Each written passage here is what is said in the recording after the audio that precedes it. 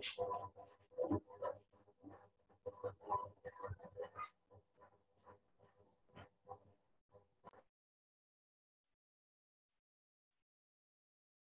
morning, everyone.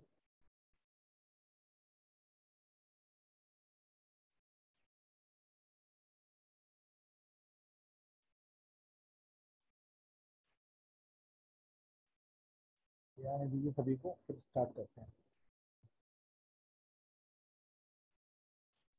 Good morning sir. Good morning अंकित।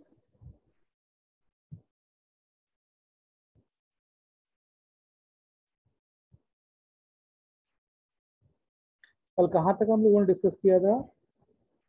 हम लोगों ने आई थिंक मेलिसिस प्रोग्राम डिस्कस किए थे। यस और नो?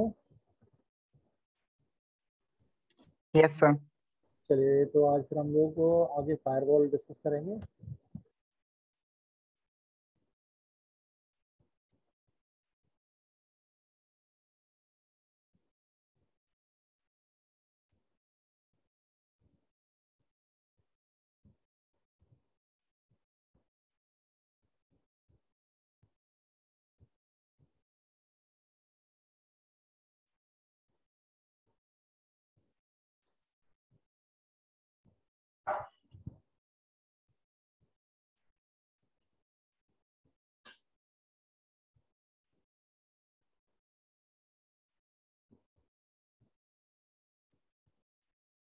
चलिए स्टार्ट करते हैं।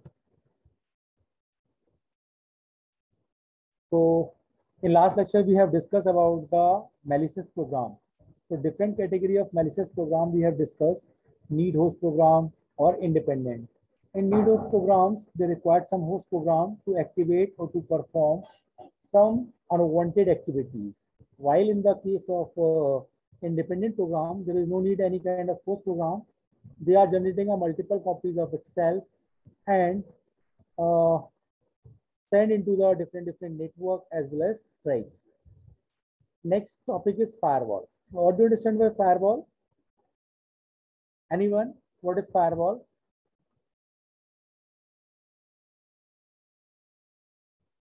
Anyone? What is firewall? Firewall is a single choke point that work as a monitoring system. Purpose क्या है इसका? Between the private network as well as public network. In this diagram you can see here internal protected network जिसको हम बोलते हैं enterprise network और private network, external network जिसको हम बोलते हैं untrusted और public network जिसको हम बोलते हैं internet. So while all the traffic from outside to inside, मतलब public network से private network में और private network से public network में जो भी data pass होगा that must pass through the firewall. So firewall is responsible, or we can say a firewall is a monitoring system that will monitor each incoming as well as outgoing IP packets.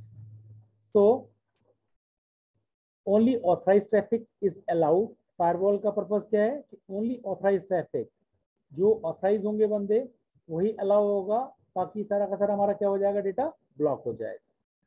The firewall is also work as a auditing as well as control access, which kind of applications we need to allow so that only authorized applications or only authorized users are able to access these applications. We are implementing VPN, virtual private network, using a IPsec. So IPsec का purpose क्या होता है बेटा? Internet protocol security that we are implementing in a particular network or private network or in our enterprise.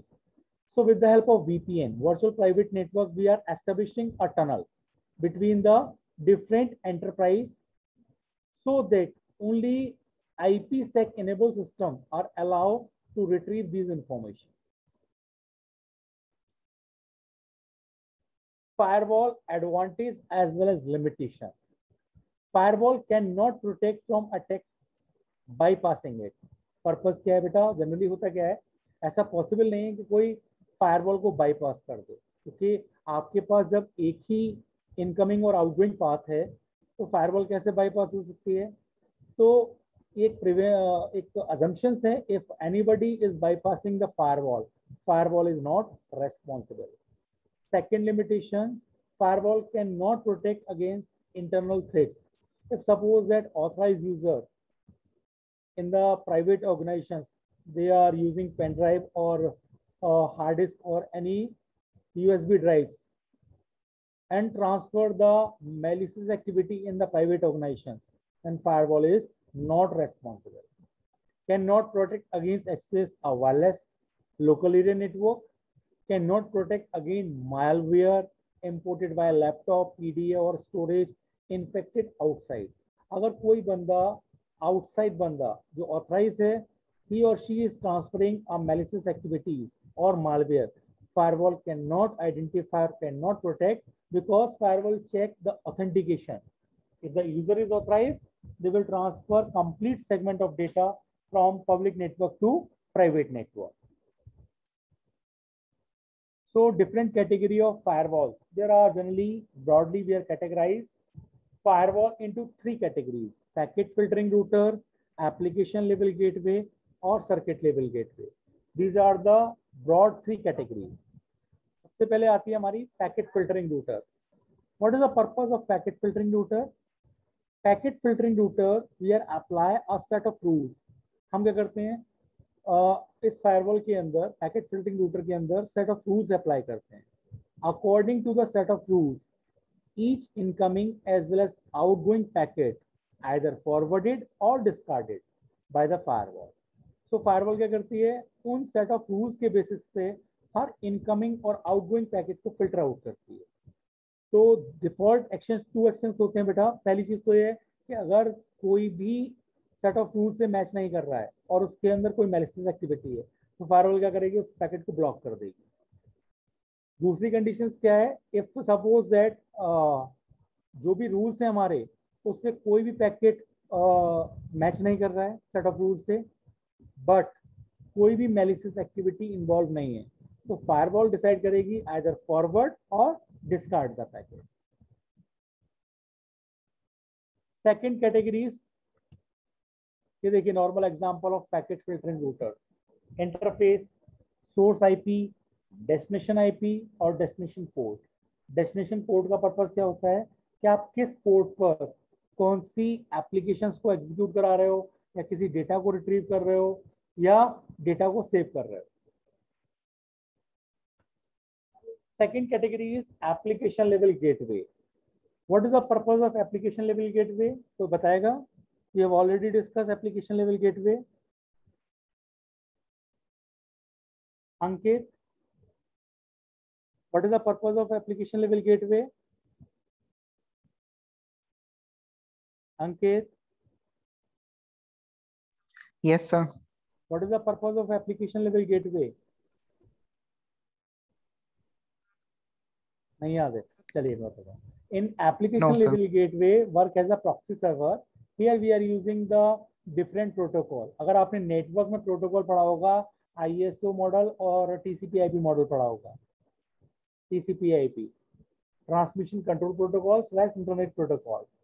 So different protocols, they are working telnet, FTP or HTTP. So with the help of these protocols, the gateway asks the user for the name of the remote host to be accessed. तो सबसे पहले क्या करता है, वो user से पूछता है कि किस होस्ट को, जो इनसाइडर है, जो मेरे प्राइवेट ऑर्गेनाइजेशन के अंदर है, किस होस्ट को आप एक्सेस करना चाहते हैं. So when the user respond as well as provide valid user ID as well as password, they will set up a connection between the insider host or outside host. So gateway contact the application on the remote host and relay the TCP segment containing the application data between two endpoints. But problem क्या है, in application level gateway they will not identify what content is delivered. क्या content मेरा deliver हो रहा है वो identify नहीं करता है. तो क्या करेगा, वो चेक करेगा केवल authenticity. If user I provide the valid user ID as well as password, they will establish a connection as well as they will relay a complete TCP segment data from one end to another end. So prime disadvantage of this application level gateway is processing overhead will be increases in each connection. ये देखिए, in this diagram you can see here different protocols. They are working in the application level gateway, telnet, FTP, SMTP और STTP. अच्छा, कोई बताएगा what is the meaning of hypertext transmission protocol? Hyper का मतलब क्या होता है? Anyone? चलिए, कोई बात नहीं. So these are the different protocols. They are working on a application level gateway. So they are establishing a connection, outside connection as well as inside connections. While user provides the valid user ID as well as password, firewall will transfer the complete TCP segment data from one end to another end. Another category is circuit level gateway. Circuit level gateway can be standalone systems or it can be a specified function performed by the application level gateway for certain application. A circuit level gateway does not permit end-to-end TCP connection. Rather, a gateway set up two TCP connections, one between itself and a TCP user on an inner host, and one between the itself and a TCP user on an outer host. So once two TCP connections are established, the gateway typically raise the TCP segment data from one connection to the other without examining the content. ये again the limitation of circuit level gateway, वो examine नहीं करता है contents को. ये देखिए, in this diagram you can see two connection set up हो रहे हैं, एक outside host के बीच में और outside firewall के बीच में, और एक insider host के बीच में और एक insider gateway के बीच में. वर्चुअल लिंक एस्टेब्लिश होता है, उसके बाद वो टीसीपी सेगमेंट डेटा को रिले कर देता है. चलिए, next is VPN. What do understand by virtual private network? VPN network is a type of private network that uses public telecommunication such as internet instead of lease line to the communicate. Become popular as more employees work in a remote location. Generally हम VPN को जब कब use करते हैं, जब हमारी कोई branch है, जैसे स्टेट बैंक है, SDFC है, उसके ऑफिसेज डिफरेंट लोकेशन पर लोकेटेड हैं. At that moment of time we need to use VPN. Datagrams contain data, destination as well as source information or source IP. Firewall, we can implement. VPN also allow authorized user to pass through the firewall. We can implement protocols that create a VPN tunnel so that whatever data is transmitted between two ends, that should be in encrypted form. This is a basic architecture. In this architecture, you can see here office, other offices. So here VPN devices, they are implementing with the help of virtual private network tunnel. तो internet के अंदर वो एक tunnel establish करता है. Tunnel का मतलब क्या है? पब्लिक नेटवर्क के अंदर एक हम लोग सीक्रेट नेटवर्क इंफ्रास्ट्रक्चर डेवलप कर रहे हैं, जिसकी हेल्प से कोई अदर यूजर उसको आइडेंटिफाई नहीं कर पाएगा, ना ही उसको रिट्रीव कर पाएगा. So only VPN enabled devices, they are able to retrieve the information directly with the help of tunneling. Our data is encrypted form. More four critical functions: authentications, access control, confidentiality, as well as data integrity. So validate that the data was sent from the sender. Access control, limiting unauthorized user from accessing the network. Confidentiality, they are using a various kind of cryptographic algorithms to preventing to disclose the information. And with the help of MD5 or SHA, they will maintain the integrity of data.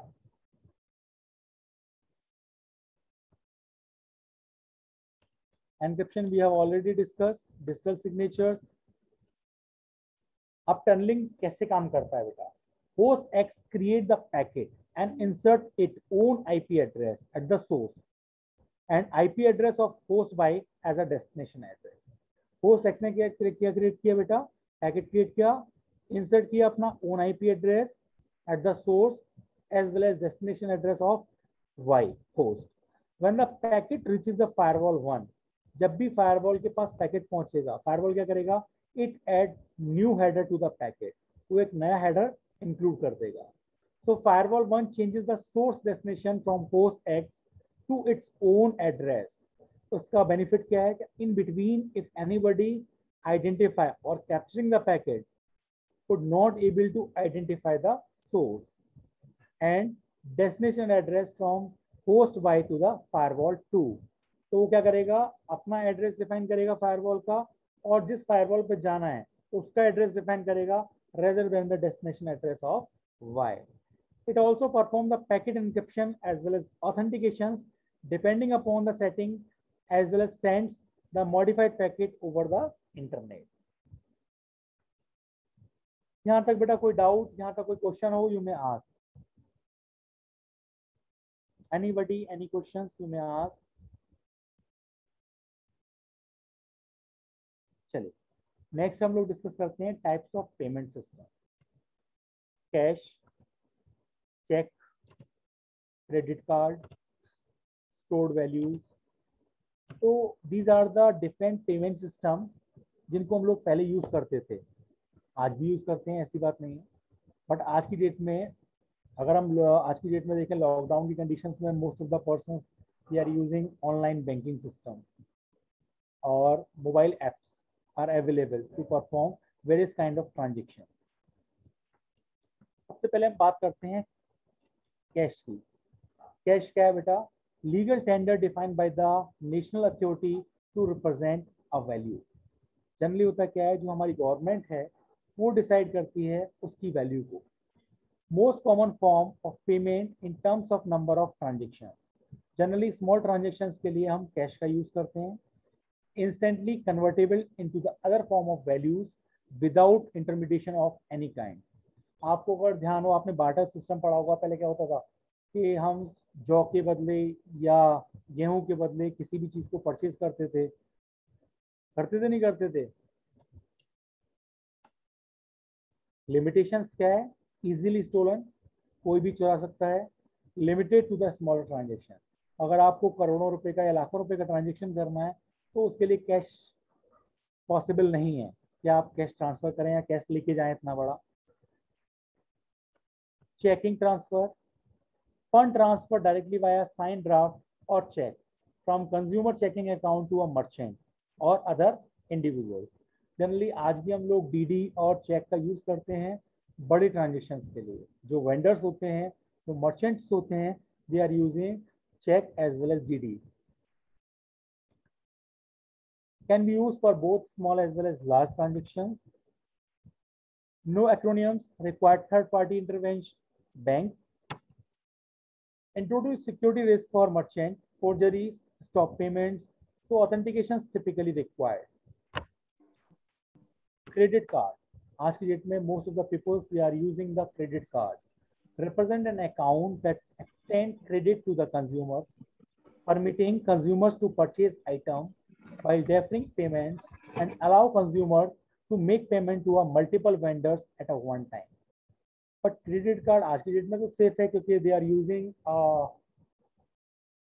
Credit limit. वो define कर देते हैं according to your salary कि आप 10,000 की या 20,000 की cash withdraw कर सकते हैं, 50,000 का या 1 लाख का आप शॉपिंग कर सकते हैं. तो स्टार्टिंग में क्या था बेटा, क्रेडिट कार्ड के अंदर कोई भी पिन नंबर नहीं होता था. तो उसमें कंडीशंस क्या होती थी कि अगर किसी ने चोरी कर लिया तो हो सकता है कि विद इन 24 आवर्स अगर उसके अंदर लिमिट नहीं है तो वो आपके क्रेडिट कार्ड को यूज कर सकता है. Credit card association, non profit association, visa है, मैस्ट्रो है, that set a standard for issuing the banks. Issue card as well as process transactions that done by the trusted third party. X.509 is a trusted third party. He is responsible, he or she is responsible for performing a various kind of transactions.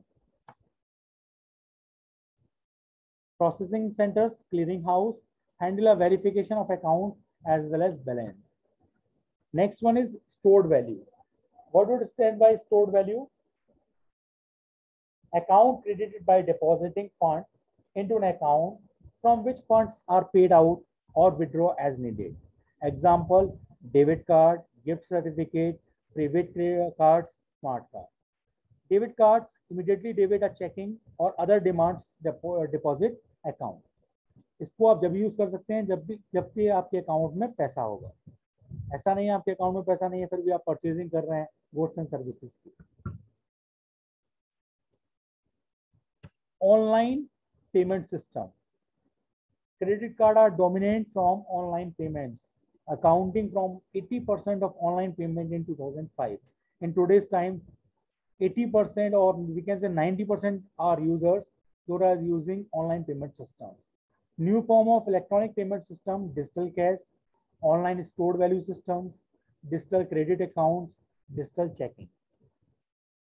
So how online credit transactions work?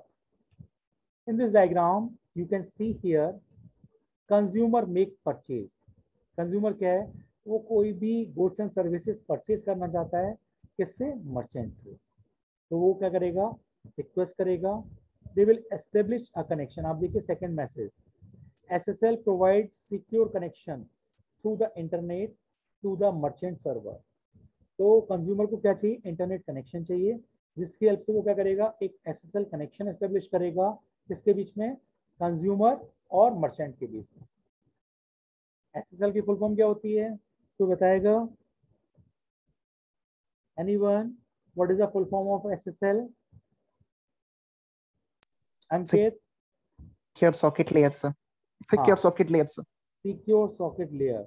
In secure socket layer, अच्छा किस layer पे काम करता है पता है आपको? इन which layer of OSI? नहीं पता? एसएसएल आई थिंक सर हाँ टीसीपी ट्रांसपोर्ट लेयर पे वर्क करता होगा सर ये। यस यस, इसका अनदर वर्जन होता है टीएलएस, ट्रांसपोर्ट लेयर सिक्योरिटी। तो एसएसएल जो प्रोटोकॉल है वो हमारा ट्रांसपोर्ट लेयर पे काम करता है। It include the two layer of protocol, दो लेयर ऑफ प्रोटोकॉल उसके होते हैं, एक होता है रिकॉर्ड प्रोटोकॉल, एक होता है एचटीटीपी चेन साइफर स्पेसिफिकेशन और अलर्ट प्रोटोकॉल। तो बहुत सारी encryption methods, MAC, digital signatures, बहुत सारी एल्गोरिथम हम इसके अंदर यूज करते हैं प्रिवेंट करने के लिए, कनेक्शन एस्टेब्लिश करने के लिए, सेशन एस्टेब्लिश करने के लिए। तो एसएसएल कनेक्शन एस्टेब्लिश हुआ कंज्यूमर और मर्चेंट के बीच में। आफ्टर दैट मर्चेंट क्या करेगा, एक सिक्योर कनेक्शन एस्टेब्लिश करेगा किसके साथ, क्लियरिंग हाउस के साथ, क्योंकि जो भी डिटेल्स उसने सेंड किए, ऑर्डर इंफॉर्मेशन और पेमेंट इंफॉर्मेशन, तो ऑर्डर इंफॉर्मेशन को तो मर्चेंट अपने पास रख लेता है, पेमेंट इंफॉर्मेशन को किसको भेज देता है, क्लियरिंग हाउस। क्लियरिंग हाउस का पर्पस क्या होता है बेटा, they will verify the account details as well as balance with the issuing bank. When the consumer जो बैंक है अगर वो अप्रूव कर देती है कि हाँ कस्टमर के अकाउंट में बैलेंस है, they can done the transaction. तो उसके बाद जैसे ही कंज्यूमर बैंक मर्चेंट के अकाउंट में पैसा ट्रांसफर करती है, merchant will receive the payment and send the goods and services to the consumer. This is a normal procedure while we are purchasing any goods and services with the help of online system. इसको हम लोग बोलते हैं SET, Secure Electronic Transaction. Clear? Any Yes, question, sir. any doubt you may ask.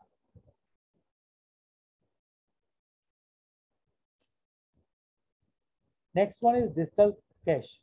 One of the first form of alternative payment systems, not really cash, rather are the form of values, storage, and value exchange that have limited convertibility into the other form of values and require intermediary to convert it. Many of early examples have disappeared. Concepts survive as a part of peer-to-peer or person-to-person payment systems. देखिए digital cash का example, पहली चीज क्या होती है, we need to establish a account at a bank. हमें क्या करना पड़ेगा, बैंक के साथ एक अकाउंट एस्टेब्लिश करना पड़ेगा। Second, download digital wallet with private as well as public key. हम क्या करेंगे, एक डिजिटल वॉलेट डाउनलोड करेंगे with the help of public as well as private key. Then send the request for e cash coin. हम bank को request करते हैं कि हम इतने अमाउंट के ई कॉइन और ई कैश ट्रांसफर कर दीजिए। आज की डेट में यार आप लोग यूज़ करते होगे, क्या कहते हैं, पेटीएम वगैरह यूज़ करते हो नहीं करते हो, गूगल पे करते हो, ये सारे सारे पेमेंट सिस्टम यूज़ करते हो नहीं करते हो। तो ये क्या है, आपके अकाउंट से उसने कनेक्ट किया, उसमें आपने पेटीएम अकाउंट में अपना वॉलेट बना रखा है, इसमें आपने पैसा डाल दिया। अब उस पेटीएम अकाउंट की हेल्प से आप ट्रांजेक्शन परफॉर्म कर सकते हो। तो इसमें क्या होता था, बैंक क्या करती थी, उतने अमाउंट के ई कैश कॉइन कस्टमर को सेंड कर देती। अब कंज्यूमर क्या करता था, कंज्यूमर अगर कोई गुड्स एंड सर्विसेज परचेज करना चाहता है किसी मर्चेंट से, they will send the e cash और coins to the merchant. Merchant क्या करेगा, merchant transfer e cash coin back to the bank. उतने अमाउंट का बैंक मर्चेंट को पेमेंट कर देगी। while merchant receive the payment, they will send the goods and services to the consumer. Clear?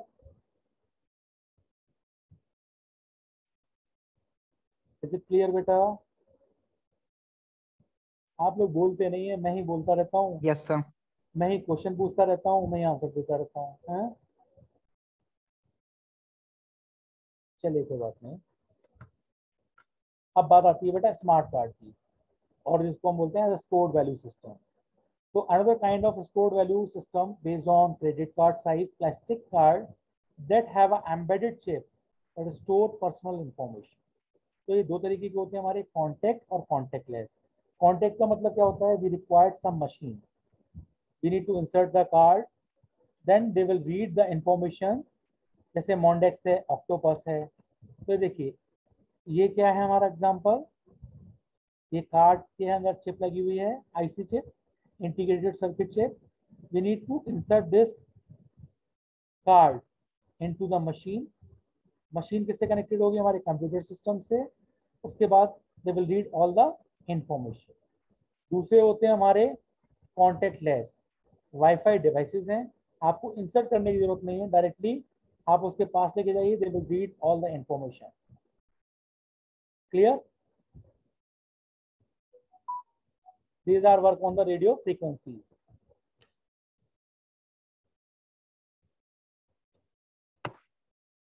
चलिए आज के लिए इतना काफी है। तो स्टेप्स दिखा रखे हैं हाउ वी आर परफॉर्मिंग। आज के लिए इतना सफिशिएंट है बेटा? Yes sir. Any doubt, any questions you may ask. बस आप लोगों से ये है कि जब इसका एग्जाम हो तो जो मैंने आपको पीपीटी शेयर कराई है अच्छे से पढ़ लीजिएगा, क्योंकि इसका 100 मार्क्स का पेपर होगा, 50 क्वेश्चन होंगे, हर क्वेश्चन 2 मार्क्स का होगा, और आपको इसमें गेन करने 50% मार्क्स के साथ, क्योंकि लैब में काउंट होता है। तो 50% मार्क्स आपको पास होने के लिए चाहिए।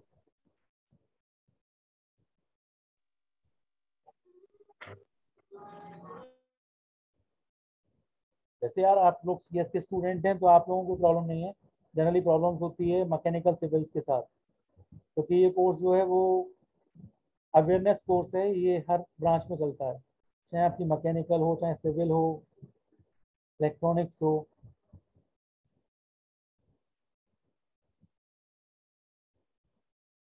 ठीक है, थैंक यू। एंड करें क्लास को। अभी बहुत से ऐसे होंगे जो लेट आए होंगे। चलिए कोई बात नहीं, मैं 35 पे एंड कर दूंगा, ठीक है? Okay sir. ओके, जिनका टाइम हो गया वो लीव कर सकते हैं क्लास को। Thank you.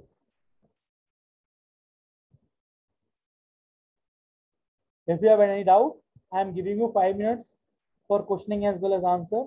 You may ask questions.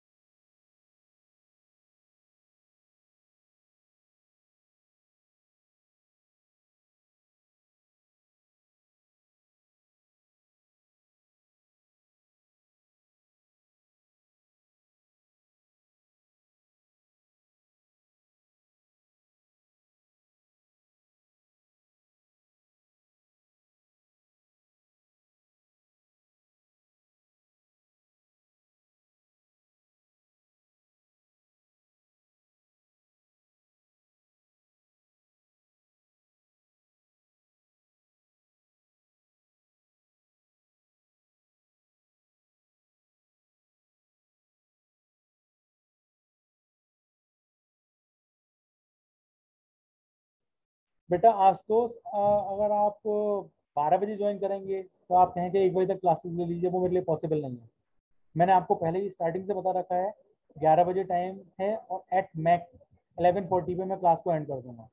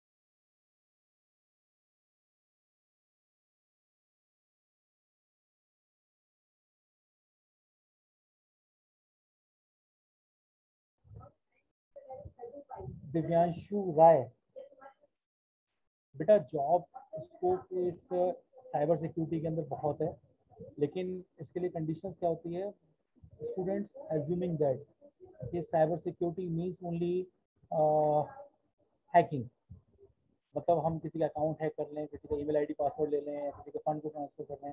Main purpose cyber security का ये नहीं है। साइबर सिक्योरिटी का पर्पस है कि हम किसी भी ऑर्गेनाइजेशन के जो प्रोडक्ट्स होते हैं, जो एप्लीकेशंस होती हैं, उनके अंदर वल्नरेबिलिटीज को आइडेंटिफाई करना, सो दैट कंपनी उन वल्नरेबिलिटीज के हिसाब से अपने प्रोडक्ट को रोबस्ट बना सकें, ताकि वो किसी भी तरीके के अटैक्स के साथ कंप्रोमाइज ना हो। ठीक है, तो इसके लिए होता क्या है कि जैसे आप बीटेक करते हैं, उसके बाद आपको सर्टिफिकेशंस होते हैं बहुत सारे साइबर सिक्योरिटी के, एप्लीकेशन सिक्योरिटी में जाना है, डेटाबेस सिक्योरिटी में जाना है, नेटवर्क सिक्योरिटी में जाना है, या आपको एथिकल हैकिंग के अंदर जाना है। एथिकल हैकिंग का पर्पस क्या होता है, मैंने आपको बताया ना, वल्नरेबिलिटीज को आइडेंटिफाई करना, सो दैट आपने देखा होगा बहुत से बच्चे बग बाउंडी निकालते हैं। बग बाउंडी का पर्पस क्या होता है, कंपनी ने प्रोडक्ट लॉन्च कर रखा है, उसने बग बाउंडी प्रोग्राम लॉन्च कर दिया कि आप हमारे प्रोडक्ट के अंदर बग निकालिए, हम आपको इतना पैसा पे करेंगे, $500 देंगे। तो इसके लिए बस सबसे बड़ी चीज़ है कि आपका एक फोकस होना चाहिए।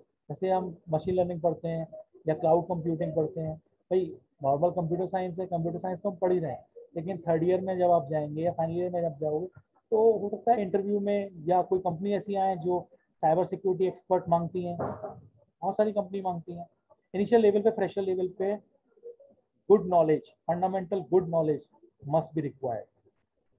टूल्स होते हैं, बहुत सारे टूल्स अवेलेबल हैं, तो ये ओपन सोर्स है जो हर बंदा जानता है, जो वल्नरेबिलिटी एनालिसिस को या स्कैनिंग करने के लिए हम लोग यूज करते हैं। बट सिक्योरिटी का सबसे बड़ा आप एडवांटेज कह लो, लिमिटेशंस कह लो, जैसे अगर मैं आपसे कहूँ कि भाई जीएलए की वेबसाइट है, मैं इस पर अटैक करके दिखा रहा हूँ कि जीएलए का कंटेंट चेंज कर दूँ, तो जीएलए की साइट या जीएलए की जो रूल्स रेगुलेशंस हैं, कंप्लाइंसेस हैं, वो मेरे को अलाउ नहीं करते कि मैं उनका कोई भी कंटेंट विदाउट परमिशन मॉडिफाई करूं या चेंज करूं। ठीक है, तो साइबर सिक्योरिटी के अंदर कंडीशन क्या है कि जो आपको लर्न करना है, इम्प्लीमेंट करना है, जो सीखना है, उसके लिए बहुत सारी वर्लेबल वेबसाइट्स हैं जो इसी पर्पज के लिए डिज़ाइन की गई हैं। इसकी हेल्प से आप सीख सकेंगे हम किस तरीके से अटैक परफॉर्म करते हैं, किस तरीके से हम लोग वर्लेबिलिटीज को आइडेंटिफाई करते हैं, किस तरीके से हम रिस्क आइडेंटिफाई करते हैं, ये सारी की सारी चीज़ें। ठीक है दिव्यांशु। सर हाँ सर सर सर जैसे मेरा इंटरेस्ट उसमें एंड्रॉइड डेवलपमेंट में है, तो हम कैसे मतलब साइबर सिक्योरिटी को उससे जैसे मतलब कैसे सर इम्प्लीमेंट कर सकते हैं एंड्रॉइड बेटा, डेवलप। हाँ मैं बता रहा हूँ ना, एंड्रॉइड डेवलपमेंट में है, तो एंड्रॉइड के लिए आप कोई ना कोई एप्लीकेशन बनाएंगे ना बेटा। Hello, yes sir, yes sir. भाई एंड्रॉइड का मतलब ये तो नहीं है एंड्रॉइड पे आप एप्लीकेशन बनाओगे ना। यस तो सर। एप्लीकेशन की कंडीशन क्या है कि एप्लीकेशन को आपको रोबस्ट बनाना है, सो दैट आपकी एप्लीकेशन किसी भी तरीके के अटैक के साथ कंप्रोमाइज ना हो। जैसे आपने देखा होगा एप्पल है, एप्पल अपना ही देता है, वहां से आप डाउनलोड कर सकते हैं। आप जनरल वेबसाइट से किसी भी एप्लीकेशन को डाउनलोड नहीं कर सकते हैं, कर सकते हो? No sir. नहीं कर सकते। इसीलिए एप्पल के फोन एल as compare to the normal mobile phone compromise नहीं होते हैं। क्यों? क्योंकि हमारे सैमसंग वगैरह के मोबाइल होते हैं, हम जब भी कोई एप्लीकेशन कहीं और से भी डाउनलोड करते हैं तो वो हमसे बस एक बार पूछता है यू आर अलाउइंग, अगर आप अलाउ कर देते हैं तो वो डाउनलोड कर देता है, और उसके साथ ही हमारा मोबाइल कंप्रोमाइज हो जाता है। लेकिन एप्पल के अंदर कंडीशन ही नहीं है कि आप कहीं भी अदर एप्लीकेशन से आप उन्हें डाउनलोड कर पाएँ। तो आप एंड्रॉइड की एप्लीकेशन बना रहे हैं, अच्छी चीज़ है। आपको अगर फंडामेंटल सिक्योरिटी की नॉलेज है तो आप उन चीज़ों को अपनी एप्लीकेशन के अंदर यूज कर सकते हो।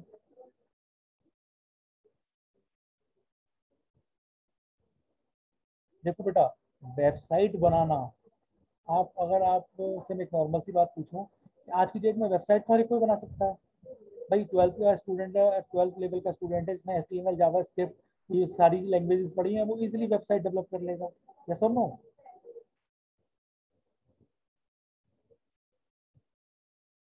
यस और no? But according to the customer specification, customization, ये मेन टास्क होता है अच्छी वेबसाइट बनाने का, ताकि आपकी वेबसाइट सिक्योर रहे। आप देखते नहीं आज की डेट में अगर हम लोग मोबाइल फ़ोन की हेल्प से भी कहीं कोई चीज़ सर्च करते हैं तो आपने देखा होगा वो रिफ्लेक्ट होना शुरू हो जाता है आपके फेसबुक के अकाउंट पे, आप ये चीज़ सर्च करते हैं, वो कस्टमाइजेशन है। As per the user needs we are customizing our application. चलिए, thank you very much to all of you, good day, be safe yourself, thank you.